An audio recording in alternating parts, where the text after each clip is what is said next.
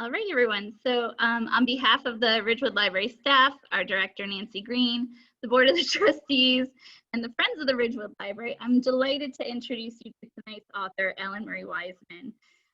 Ellen is the author of 5 novels, Coal River, What She Left Behind, Plum Tree, and The Life She Was Given, and now Ellen's newest novel, The Orphan Collector, which was released yesterday. Am I correct? So we're so excited to talk about her newest book tonight.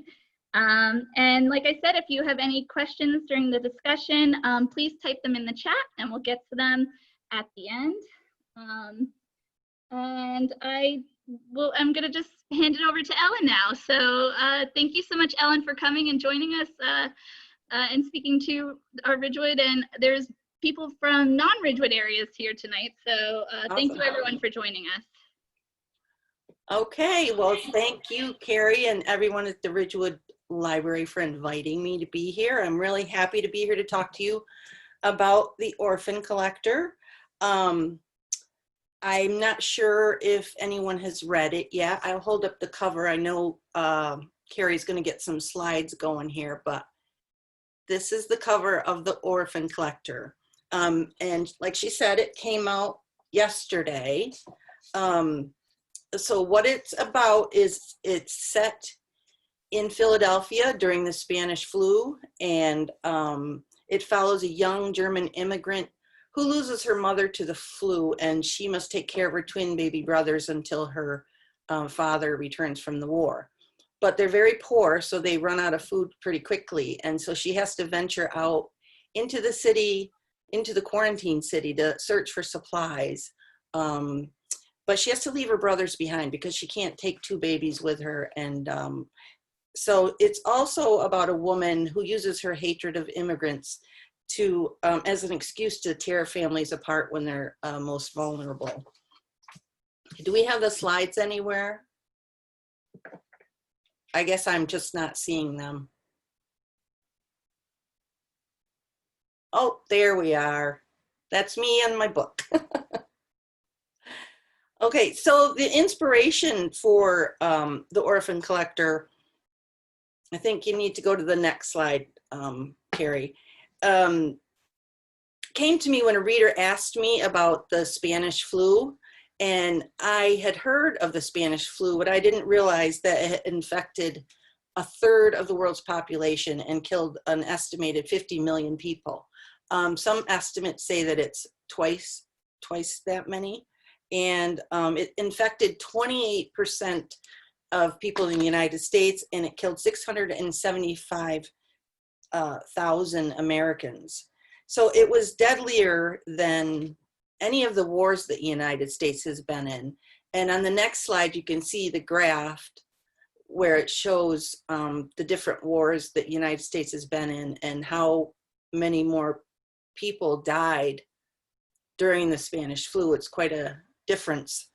So the reader also asked me about if I knew about the visiting nurses that went into homes when the Spanish flu was happening, because the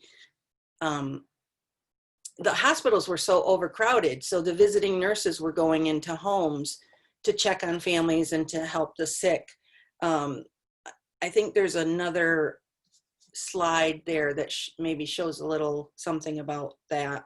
So the hospitals, yep, there they are. There's some of the visiting nurses. So they went into the homes to help the sick, and sometimes they found entire families had passed away, and sometimes they found just the parents had passed away, and like the children were left alone and they were hungry, and you know, people were so scared they didn't even check on their neighbors. So by the time the flu was over, you know, thousands and thousands of children had been orphaned. So when I finished the book last year, I never imagined that we would be living through another pandemic. And I thought that the way that we treat immigrants would be the most talked about aspect of the book. And I'll get into that a little bit more later about why I thought that. The main character in The Orphan Collector is a 13-year-old German immigrant. And I made her German immigrant for a few reasons. First of all, my mother's a German immigrant, and my first book, The Plum Tree, is loosely based on her experiences growing up in Germany during World War II. So I knew all about the anti-German sentiment towards Germans at that time in the United States, but I didn't realize how much there was during World War I. I don't know if I just didn't think about it or whatever, but once I started researching during that time period when the Spanish flu was happening, I realized that there was, a ton of anti-German sentiment during that time. So everybody thought that the German immigrants, the German Americans were like hoarding weapons, and speaking in German was forbidden, and some churches with German congregations were shut down, and some of them were painted, I think it was yellow. And then the German newspapers, German language newspapers were shut down. And I think you can change the slide on now. And yeah, so there's some orphans, and I'll point out what these kids are wearing around their necks in that one picture pretty soon. So, of course, the Germans were blamed for the Spanish flu too. People thought that they were poisoning the food, and because Bayer Aspirin Company was German owned, they thought they were poisoning the aspirin, and they thought U-boats were dropping people off in the big cities to spread the virus. But despite the name, I think you can go to the next slide. Despite the name, the flu started in Kansas, in America, at Fort Riley, when some soldiers got sick. And but due to the wartime censorship, newspapers and stuff weren't allowed to, or didn't want to, print stories about the Spanish flu, because they didn't want to lower morale, and they didn't want our enemies during the war to know about any more loss of life. But Spain, on the other hand, was free to print whatever they wanted about the flu. So everybody assumed that it started there. And in the meantime, the people in Spain thought it started in France, so they called it the French flu. So I think you can go to the next slide. I'm not sure, I don't have the slides memorized, but the newspapers at that time said that the influenza was nothing to fear, and that pandemics were normally accompanied by fog, foul air, and swarms of insects. They were afraid to print warnings from medical professionals due to the wartime censorship. The government said to report anyone that, spreads pessimistic stories. So the newspapers didn't want to spread any more pessimistic stories either. The first wave of the Spanish flu was in the spring of 1918, and it was really mild. People just had, the regular flu symptoms. And then in the summer, it kind of went away, but with the troops going back and forth to Europe, it mutated. And when the troops came back, they brought it with them again. And so the second wave in the fall was a lot more deadly, and it was a lot more contagious. Some people would be fine 1 minute, and then, 12 hours later, they would be dead. So it was very, very scary time. And the Board of Health said that people should keep their feet dry, keep their windows open, and eat more onions. And I think you can go to the next slide. At first, when I was doing the research, I didn't really understand why they would say to keep your windows open. I mean, I know, our mothers always said, open the windows and get in the fresh air. But now with COVID, now how they're saying, you're safer outside than you are inside, it really makes a lot of sense. So in the other slide where the boys had these things around their necks, people would try these strange remedies to try to avoid catching the flu. And one of the things that they did was they wore garlic around their necks. and they ate sugar cubes soaked in kerosene. They took formaldehyde tablets and morphine and drank a lot of whiskey. Whiskey, I think back then, was pretty much the cure for everything. And they gave, you can go to the next slide, they gave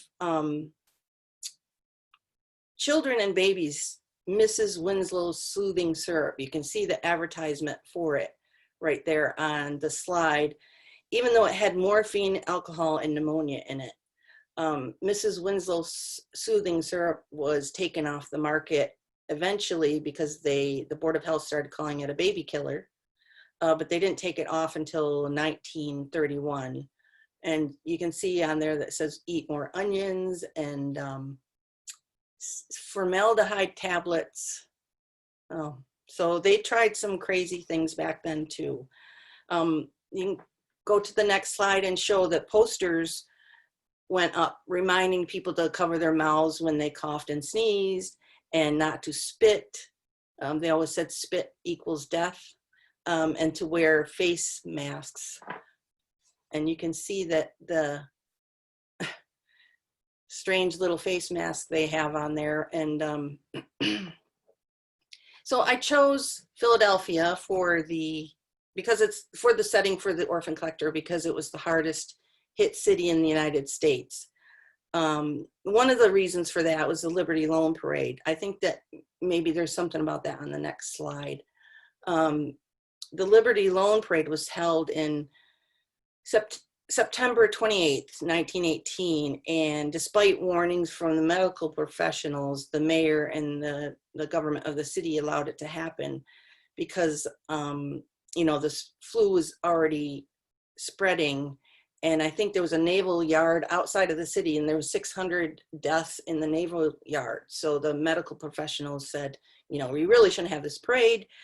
But they went ahead and had it, and 200,000 people gathered on the streets of the city to watch this parade. And within 6 weeks, 12,000 people were dead. And part of that was due to the overcrowding in the tenements and the slums where the poor people lived, really crowded together and in, you know, not clean conditions. So that really helped this flu spread a lot.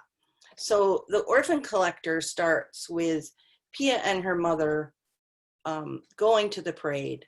Her mother is, she's already signed papers refusing her German citizenship, and they can't afford to buy war bonds. So she wants to go to the parade to prove her loyalty to the United States, with no idea that the health experts had warned the mayor to cancel the parade.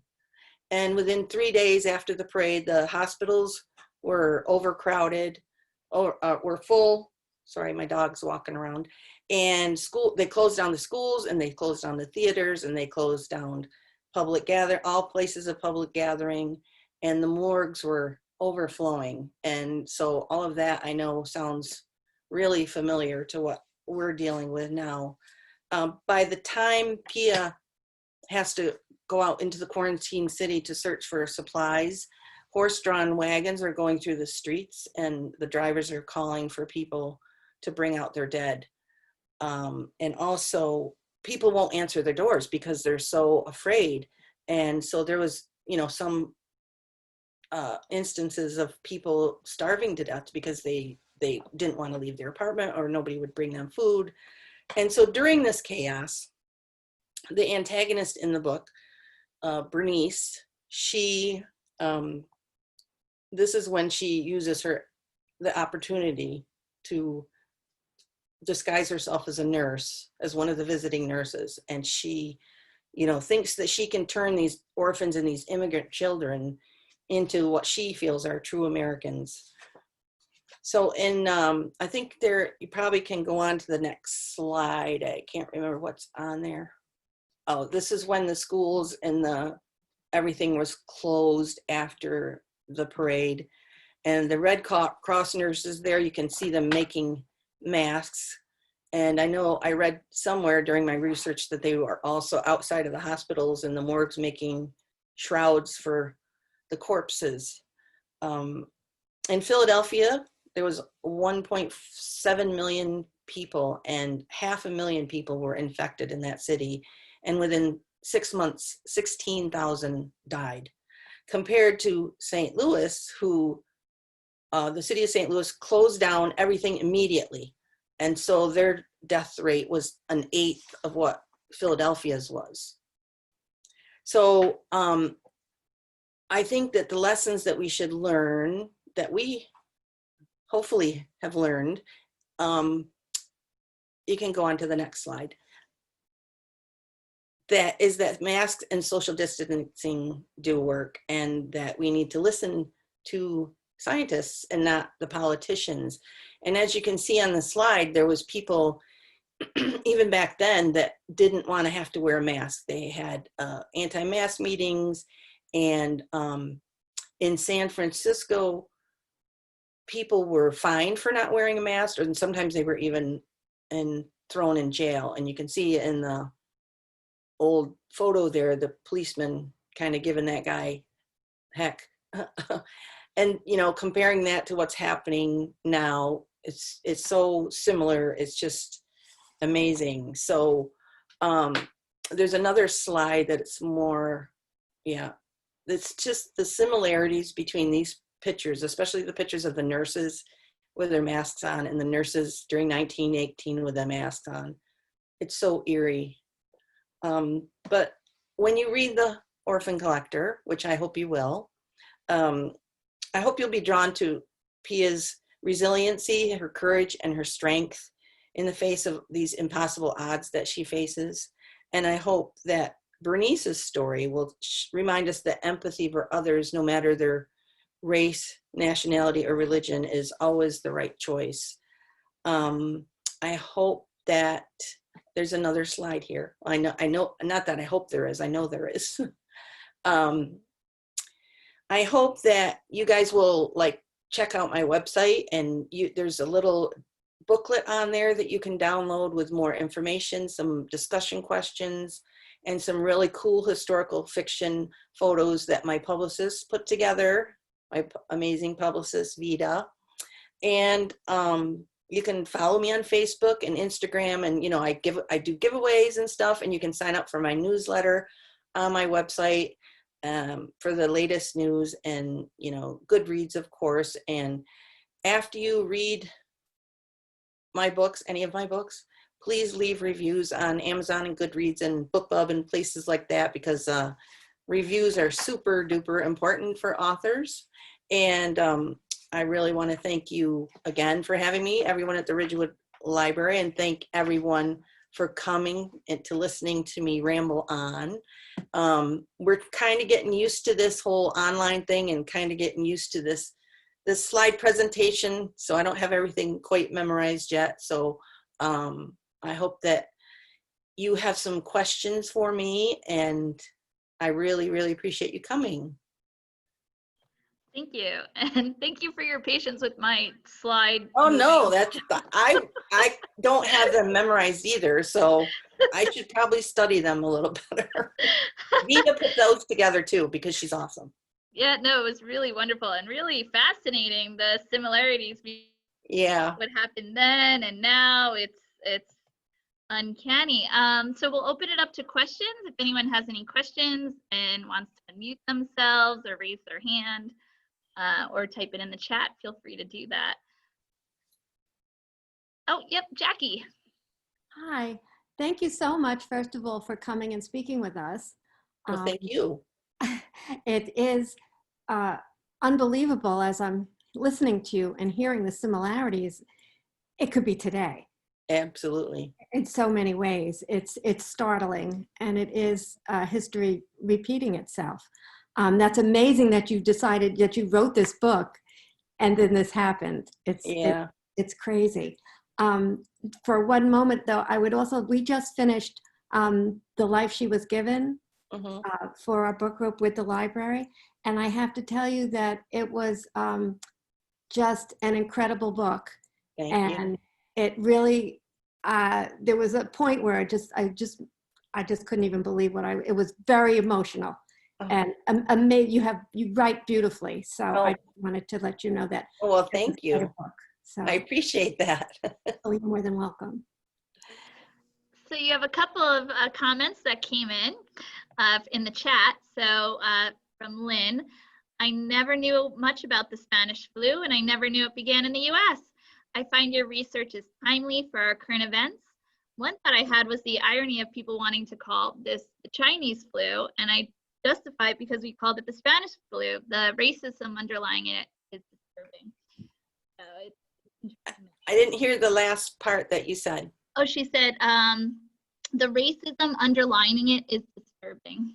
Yes, it most certainly is. And then it's not another question, but a comment. No question, but I've read the advanced reader copy of the Orphan Collector and loved it. And she says everyone has to read it. Awesome. Thanks. Who said that? That's from J-Star. So Well, thank you, J-Star.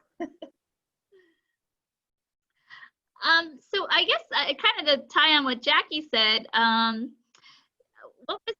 did you feel when, the current events happened after reading this book? Did you play the lottery? Well, no, I don't think I thought that. I was, kind of freaking out at first, like everybody was, and especially when they said they were going to close the schools and all that stuff. It was way too similar, and I just at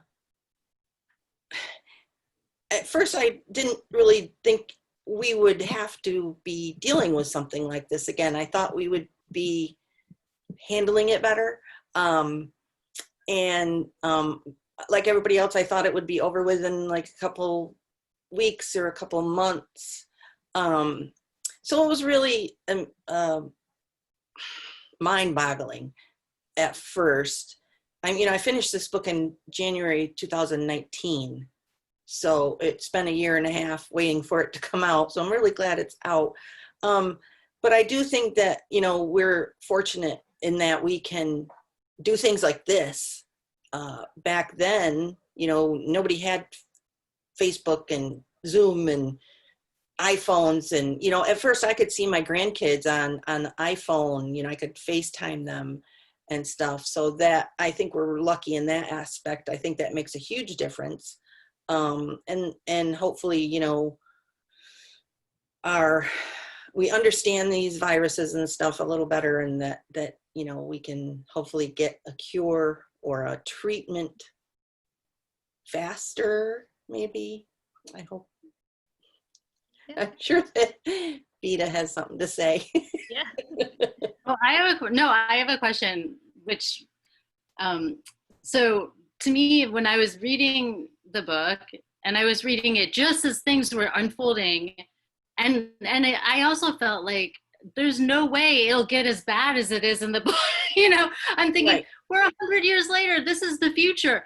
At least it won't ever get as bad as they have it. And of course, it actually isn't. But it's been fascinating to see the way humans cope with this scary experience the same as they did back then. These levels of like denial, and then feeling angry and wanting to fight the system and rebel against masks, and having a president that says you should drink bleach. And it's right. Just, and it makes me want to think, okay, well, can we predict the future based on what we know happened right after the Spanish flu pandemic ravaged the world?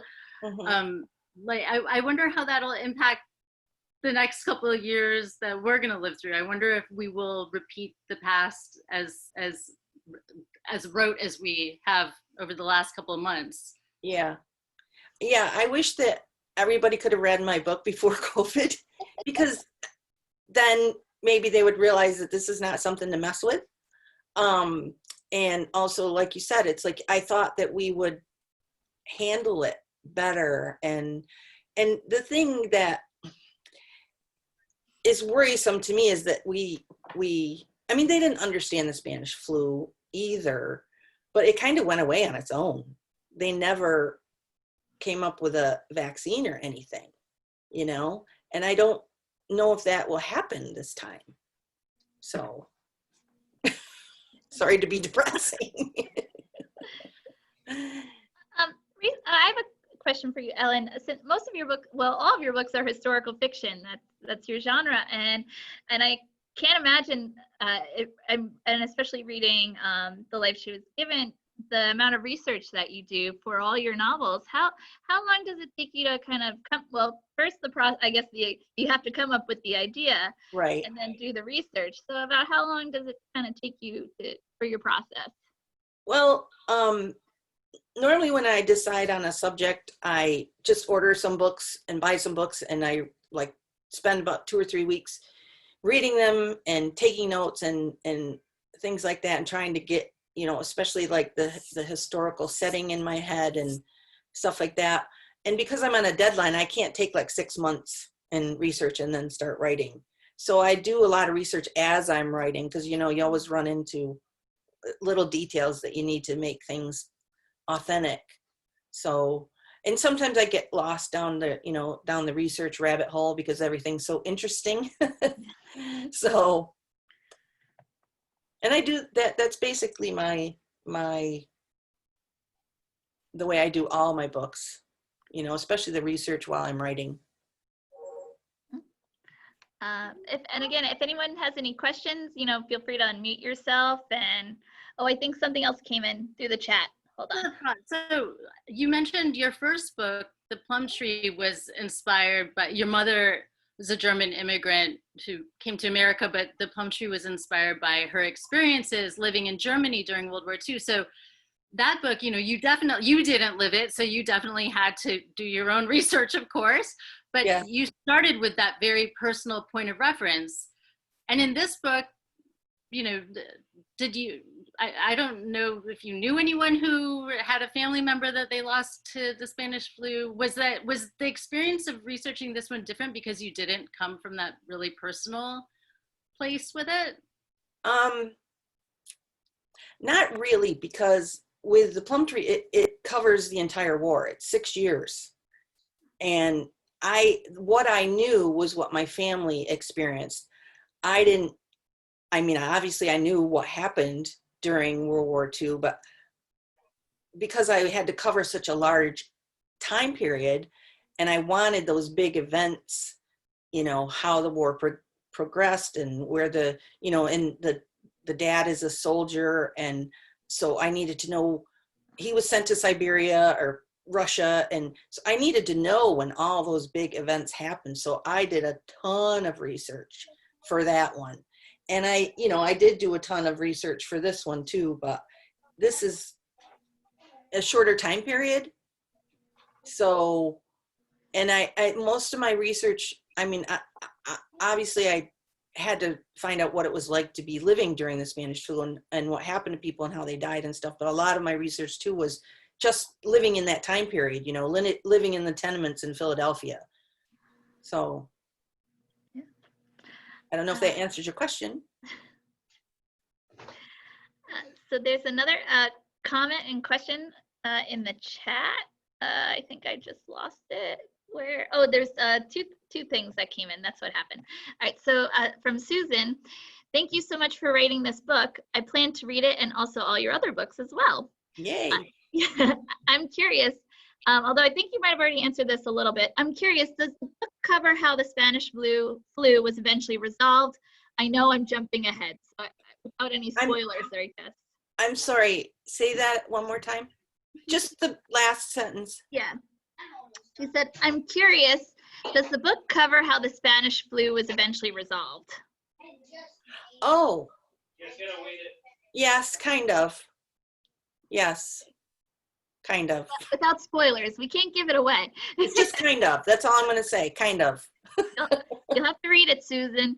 Exactly. And then this is from another Sue. I've read all your other books and have really been looking forward to reading this. Hearing your thoughts behind the book has made me want to abandon my current read and jump right in. Go for it.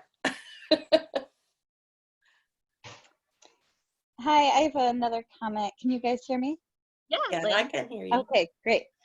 So kind of on that thought, I'm so fortunate because I'm just finishing the current book I'm in and ready to dive into this book. I just found out about your book today. My Yeah. neighbor is putting together a book group to read it. And it sounded like they have already made arrangements to do a Q&A with you about the book. Are you, or maybe it's from that brochure that you mentioned, that material that you have about the book? Where do you live? I live in Watertown, New York. Oh, well, hi neighbor. Hi. Do you know what the name of the book group is? Well, my neighbor is Shalana Thompson. I don't know the name of the book group that they're in. It might be through the library. Maybe. I don't know. I have a lot of events planned, so I don't have them all memorized, but. So Is it a Facebook group? I don't know. Oh, okay. Anyway, go ahead. But I saw on your website that you are from 3 Mile Bay. Yeah. So are you still in that area or have you moved since? I'm still in 3 Mile Bay. Oh, wonderful. Yeah. And I love historical fiction. So like some of the others, I definitely plan to read your other books as well, and Awesome. looking forward to that. And I was just curious, have you written or ever planned to write anything related to local history? I haven't. I did have an idea for a book set in one of those big, huge hotels in the Thousand Islands. You know, like back in the day when these big, huge hotels were on these islands and like the firemen couldn't even get to them, and so many of them burnt down. So I did have an idea for that, but that's about as far as it got. But here's all, if anybody wants to see the covers of my other books, this is The Plum Tree and What She Left Behind, and my amazing publisher just released them all again with new covers and an excerpt of the Orphan Collector in there. So this is The Plum Tree and What She Left Behind, and don't they look gorgeous together? And then this is Coal River, which also looks gorgeous, and The Life She Was Given. So I love my covers, and I hope everybody checks them out. Yeah. Well, for anyone that's in the Buckles system, Bergen County Library system, the Orphan Collector is available for you to place requests. Or we also recommend you can go to smile.amazon.com and buy Ellen's books, and it supports the Friends of the Ridgewood Public Library. And Right. There's also another link which I will send where you can get an autographed copy from Ellen as well. So I'll make sure, we'll have a follow-up of the discussion and any links associated with Ellen's books, so you can read all about her books and anything, and follow Ellen as she publishes more. I'm sure you have other ideas in the works, it sounds like. I'm working on another one right now. Well, I'm sure quarantine had your creative juices flowing for something else. Something like that. Yes, I've heard people refer to 1918 as the forgotten pandemic, or the year of the forgotten death. Can you speak to a little bit why that reference developed, and why you think it came to be, and how you think people would refer to the year of 2020? Oh boy. Well, I had heard of the Spanish flu, but when this reader, because I always love to ask my readers for ideas, so if anybody has any ideas, tell me on Facebook.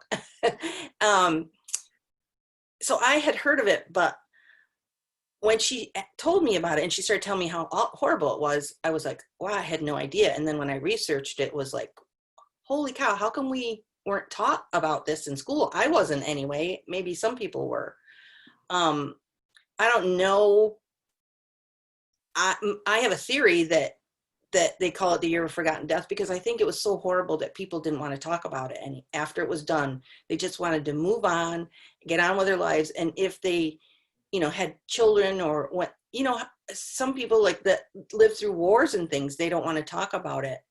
They maybe say one or two things about it, but they just don't want to talk about it. And I understand that. So, and I think that too, they didn't want to like burden their children with the details of it. When, what do I think that they're gonna say about now? Oh boy. They should have had a different guy in charge. No, No, I don't know. I don't know. It's going to be, you know, you wish you could be a fly on the wall 100 years from now to see what they're going to say about this time, even 20 years from now.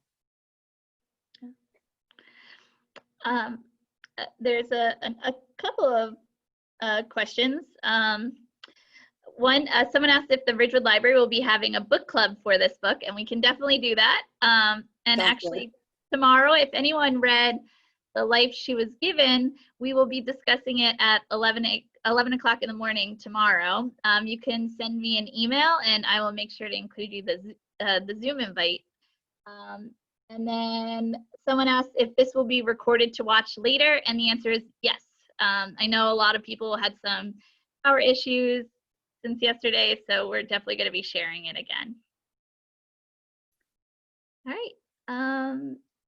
Any other questions? All right. Well, Ellen, thank you so much, and Vita as well, for joining us tonight and talking about your book. You know, you have some fans here in Ridgewood, and Awesome. we're excited to continue to follow you in your future endeavors as well. So thank you so much. Thank you for having me. And I hope everybody looks me up on Facebook so we can keep in touch. Yeah. Great. All right.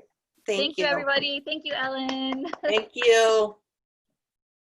Bye, I hope you everybody. enjoy the Orphan Collector. Yes, the Orphan Collector. I know Yes. there's a lot of titles, I hope, with orphan in the title. I know. Thank you. Thank you.